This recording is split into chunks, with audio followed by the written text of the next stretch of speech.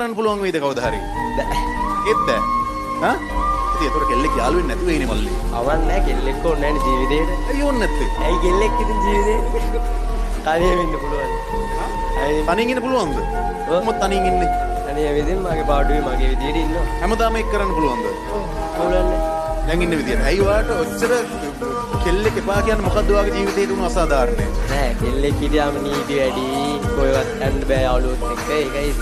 හැමදාම ඔය ඇවිදින්න යන්න ඕක හැමදාම කරාම ජීවිතේ ඕක පස්සට යද්දී ඕක හරි නීරස වෙනවනේ. නෑ කෙල්ලෙක් ඉඳලා තියනවද? එයා එපා කරාද එපා කියන එක? මොනවද කරේ? නවත්තමු කියලා ගියා. කාත් එක්කද? ඔල්ලෙක් එක්ක. දැන් මට පේන විදියට ඔයා මේ එතන තාම නැවතිලා ඉන්නවා වගේ මට තේරෙන්නේ. උට්ටක් විතර. උට්ටක් විතර.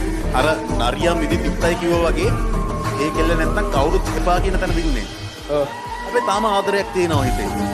හිතේ තියෙන තුට්ටක්. හිතේ තියෙන. ඒ ආදරේ කොහොමද ඔයා එළියට දාන්නේ?